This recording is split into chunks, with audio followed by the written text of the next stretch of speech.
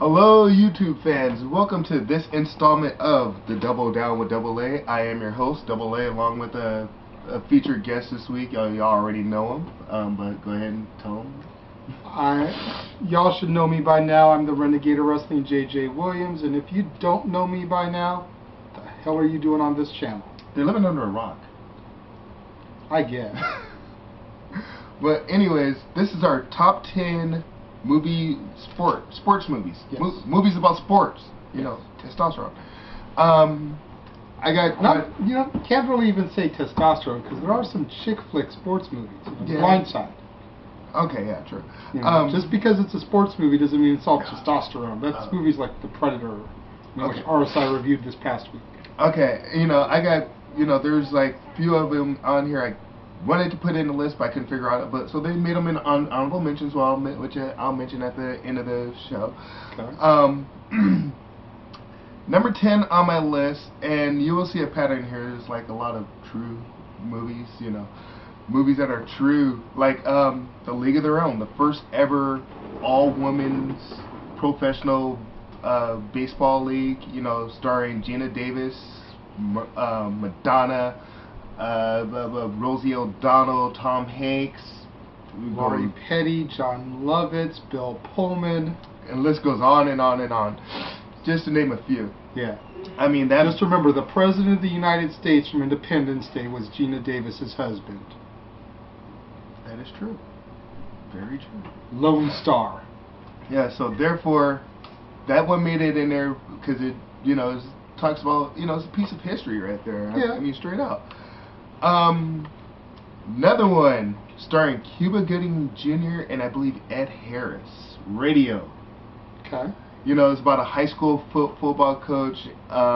Ed Harris is this high school football coach where the year before, I mean, his team was like killing everybody, but the following year when he brings Cuba onto the team to be like the honorary mascot or whatever, their record drops from a 500 season. They were winning half, losing half.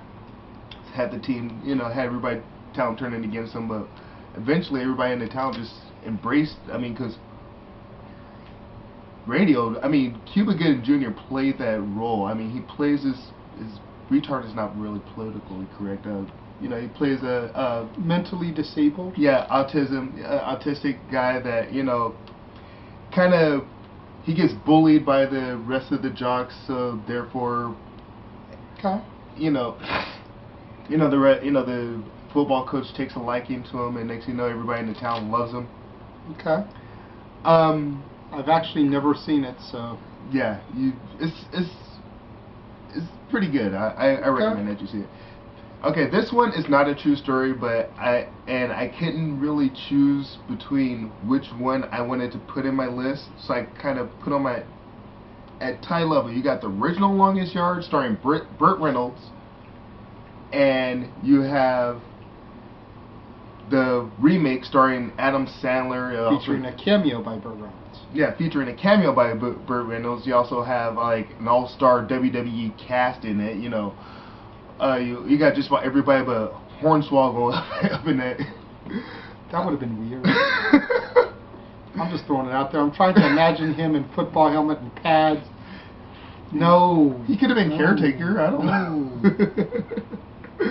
But yeah, it was a pretty good. I mean, what is this? The Hobbit Super Bowl? No. I knew that one was coming. I knew it. But yeah, just pretty much Hornswoggle and John Cena was not in that one. That was on the WWE roster at that time. Former super heavyweight kickboxer Bob Sapp was in it. He was he broke my nose. That guy. Openly challenged Mike Tyson after one of his fights. Mike Tyson accepted the fight on kickboxing fighting style rules, but the fight never happened. I wish it could have happened. Okay. Still wish it could have happened. Next one that's on this list is starring Denzel Washington. Remember the Titans, another high school football team, that takes place somewhere in like North Carolina or Virginia or somewhere. I'm sensing a theme of football movies on your list. I I detected the same theme when I was sitting here next to Jade. Also. I mean, they're not all football movies, but a lot No, of them are. but I'm detecting quite a few of them so far. I mean, you got Radio, Longest Yard, Remember the Titans. Okay, well, Remember the Titans. Well, one reason I like this one so much is because Denzel? no, besides Denzel, I mean, okay. besides the fact that you got Denzel, the phenomenal actor, you got you had what was originally an all-white football team, an all-white high school, and this was around the time when they changed the segregation laws and they decided to commute blacks into it and make it an integrated school. And he takes these takes these teams off into the football camp, and everybody's butting heads because blacks sit with blacks, whites sit with whites. And he's like, forget that.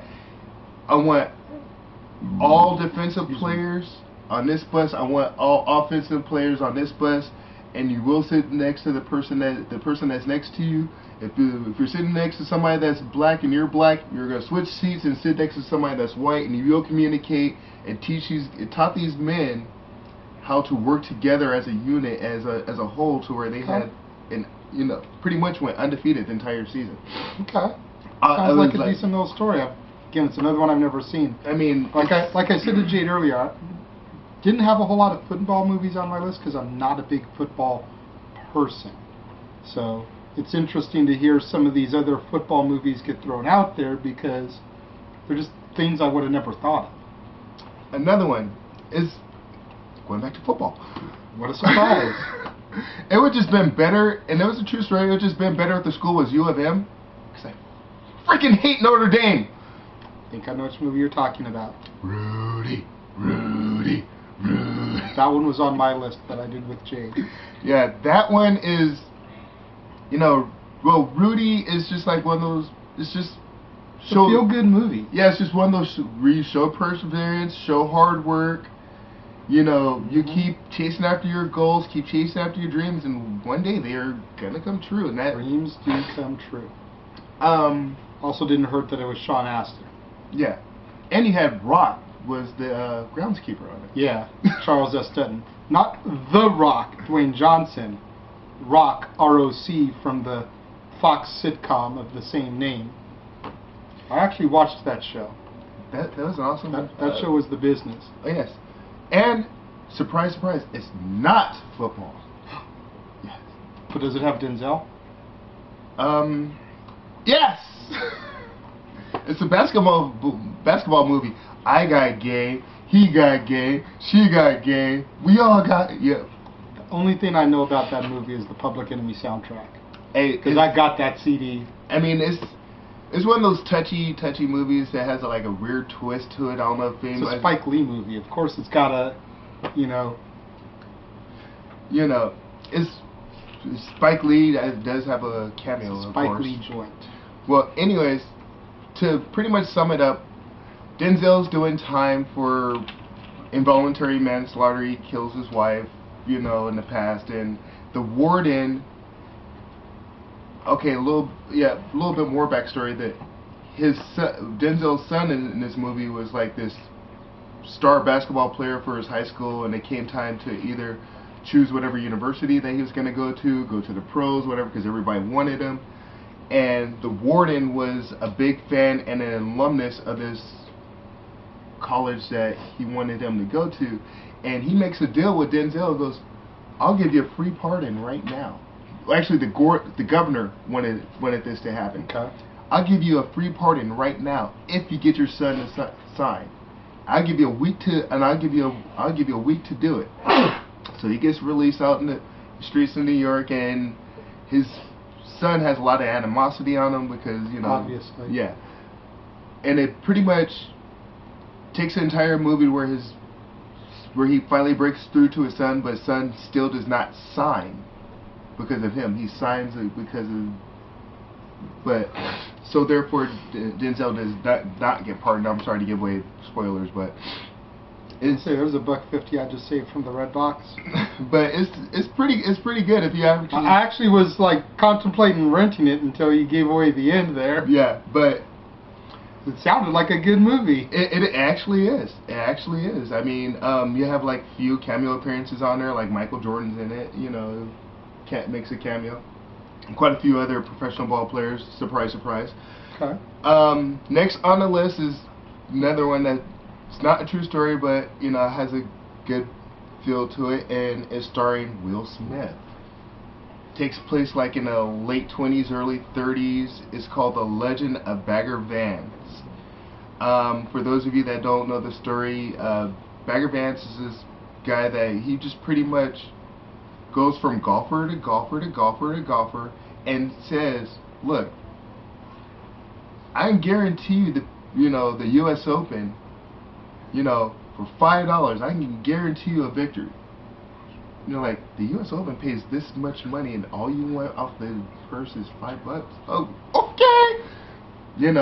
And the guy that, like, $5 guaranteed, let me be your caddy. And goes throughout the entire movie, and gets through the tournament, and he's, like, dragging, like, way below. Then somewhere along the tournament, he just pulls off this super Hail Mary and wins by like one hole, or one stroke or whatever. It was pretty good. I enjoyed that movie. Yeah. I completely forgot about it when I was making my list, but it was a good movie. Next on my list is a Kevin Costner film. It's not one of those baseball movies like Take Me Out to the Ball Game baseball, but it's that baseball-esque, and it makes you really want to go out and get some hot dogs and peanuts and Cracker Jacks, And that's because it's on there because it's also a true story. And he was the original. He was Randy Orton before everybody knew who Randy Orton was, because he was hearing voices in his head. They counseled him. They understood. They talked to him. I'm looking at the ice cream pictures on the screensaver here on that one, dude. Hold on. Tasty beverage. I had to throw that one out there. But if you build it, they will come. And he's like, what the? If I build what? If you build it, they will come. Then next you know, he sees a vision of a baseball diamond in this cornfield, and he clears it out, and hence, you had all these dead baseball players coming out of the cornfields, to play baseball in this. Next on my list, surprise, football. Oh my god. And it's starring a former defensive tackle from the Miami Hurricanes and 6-time World Heavyweight Champion in the WWE. The most electrifying movie star in Hollywood today. John Cena. Bite your tongue. Hulk Hogan? No. Roddy Piper. The Rock. Dwayne the I Rock. was getting there. It stars Dwayne the Rock Johnson with a pretty good supporting cast like The Game Plan? No, it's called The Gridiron Gang actually. Oh, okay. The Gridiron Gang. The other movie he did about football. Yeah, the X to the Z is in it. Exhibit for those of you all that aren't hip with the lingo. Yeah, it's about it's another true story. The guard inside the juvenile detention center, he has this desire to see all these juvenile delinquents, when they get released from jail, make it out this time. So he decides to give them a sense of value and a sense of hope and a sense of believing in yourself.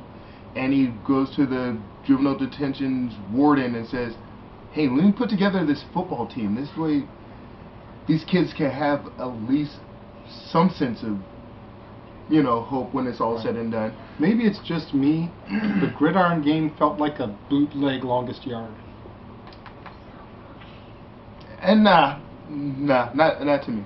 But and it turns out like 95% of his football players from the first season didn't go back to that life of crime when they got out. They they got football scholarships. They went on to college. They they went on to become family men and stuff like that. It was only like 5% of them went back to that life of, that they were living before they went into jail. So it was pretty successful in my book. Number one that's on here It's a hockey movie. Cool. Mighty Ducks. No, it's not the Slap Mighty Shots? Ducks. No, it's not Slap Shots. Oh, but that's a good one. I have all the frontal nudity in that one. This one is called Miracle, and it's about the 1980 Olympic hockey team with Kurt Russell. Yes, there you go. I mean, this guy shows up at the training camp, and within 6 hours, he already has the team picked out, and everybody's like, "You're crazy." But they end up getting a goal. I mean, he wasn't that crazy. Defeated those pesky Russians. Few honorable mentions on here that I have just simply because I liked them. I just didn't know where to put them. Okay. You got Days of Thunder with Tom Cruise. Grease. Awesome movie. For those of you who don't know, it's NASCAR. Another one that goes back to NASCAR. Well, then it was stock car, and that's Grease Lightning with Richard Pryor. Okay. And it's about the first black stock car driver that goes on to win the Winston Nationals or something like that. Okay. Saturday Night Lights. What a shock! Another football movie. Wasn't that Friday Night Lights? We have Friday Night Lights. Duh, I had a brain fart. It was Saturday Night Hangover from the after parties. Saturday Morning Hangover. Yeah, but and last but not least on my honorable mentions list,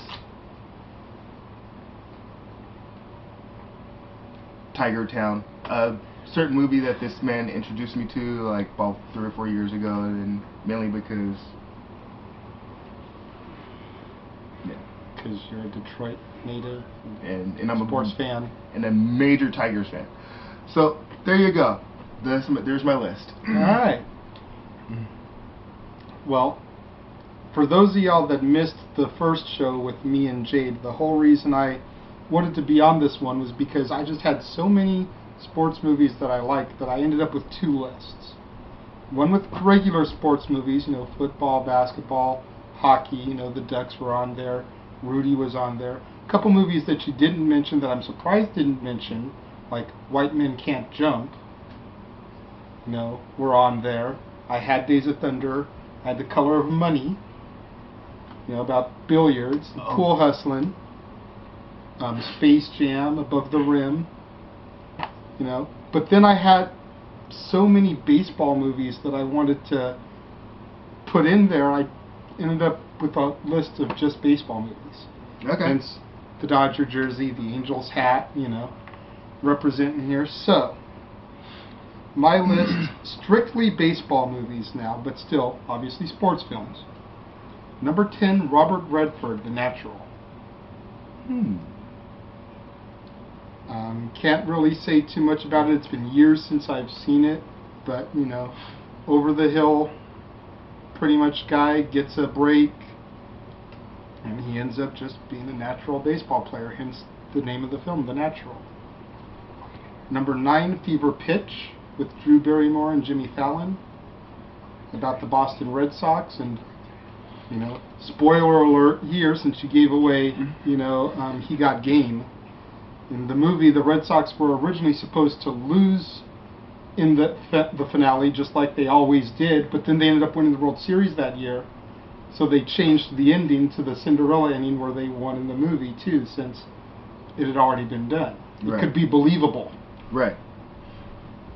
Number 8, Gary Cooper in The Pride of the Yankees, which also features Babe Ruth playing himself. It's basically the story of Lou Gehrig. Wow. Really good, classic, old movie. Like I say, you got Babe Ruth in there playing himself. Gary Cooper is Lou Gehrig. And a few of the other Yankees from that era play themselves. Just a really, really touching, heartfelt movie. Number 7, Major League 2. I was thinking about that one. Charlie Sheen, Dennis Haysbert, Tom Berenger, bunch of other guys. Omar Epps. Yes, Omar Epps was in the sequel as Willie Mays Hayes. Wesley had the role in the original movie. This one was much more comical than the original. The original was more of a story about Tom Berenger's character, so it had a bit more of a dramatic feel to it. Mm-hmm. This one was more about Charlie Sheen's character, Ricky Vaughn, so it had a little bit more of a comical feel to it. Right. But still an awesome movie nonetheless. Number 6, Angels in the Outfield. The Danny Glover, Christopher Lloyd, Tony Danza version. There is another version out there somewhere because it was a remake. I don't know exactly who's in it. I've never seen the original. I think it was like originally released like shortly after the. It wasn't even about the Angels.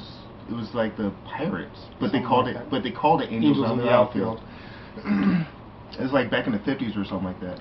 But it's, a feel-good Disney movie the way only Disney knows how. At number 5, the original Disney baseball movie. You touched on it in your honorable mention. Go ahead and hold them up. Tiger Town. Starring Roy Scheider from Jaws. Sparky Anderson plays himself. Some of the other Tigers from 1979-1980 play themselves. A really good story about a kid and his, I think it's his father or his grandpa, I forget which. I think it was his pops. Always had a bond going to the baseball games. Ends up passing away. Never saw the Tigers win the big one, and then they end up doing it anyways. Number 4, the original Major League. The first one with Wesley in it instead of Omar Epps. I think I just dug the drama version a little bit better than the comedy version because it felt more real. Mm-hmm. I love the scene where freaking Wesley gets cut before he can even try out, and he's hearing the gunshots go off for the running drills, jumps out of his bed, comes around the fence, runs, passes the 2 guys that are doing the drill, and beats their time, and obviously gets a spot on the team as a result of it. Of course.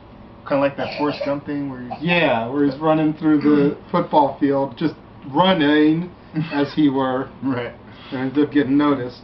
Number 3, you had on your list Field of Dreams. What can you say about that movie? You got Kevin Costner in arguably the greatest movie he ever made. You've got Darth Vader / Mufasa. Wow. Yeah, I went there. He was also the blind man in Sandlot. I know. You just got an all-star cast of people.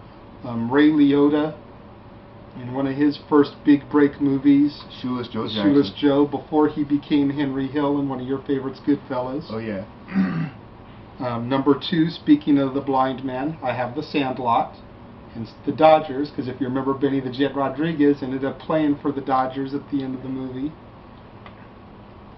Who's who of child actors, seriously. Freaking Ham went on to be in Son-in-Law and grew up and lost some weight in National Lampoon's Dorm Days. You had Benny the Jet Rodriguez, who went on to do Ducks 2 and 3. You had the black kid who was in, I can't remember what his character's name is. Don't hate. He had to be just the black kid. But he was on Fresh Prince of Bel-Air. He was in the first 2 Mighty Ducks movies. He was in Moonwalker. You had... Was it the kid that played the little Michael in the... Yes. I know who you're talking about now. Yes. I can't remember his name to save my life. And I should, because it's a Ducks reference. But, just an all-star cast of kids that grew up to do, bigger and better things. And then, like I talked about with Jade when she brought it up on her list, Wendy Peppercorn was just freaking hot. You had Dennis Leary as the stepdad. And my number 1 movie was your number 10 movie, A League of Their Own. Ah, very good choice. I cannot think of a better baseball movie than that. I mean, like you were saying earlier, it's a true story. You've got such an all-star cast. Memorable lines that are still quoted. There's no crime in baseball. It's almost as quotable of a movie as The Sandlot. You play ball like a girl. I'd have said it, but me and Jade said it when we did ours earlier. I'm sorry. It's all good, Somebody had to throw it out there.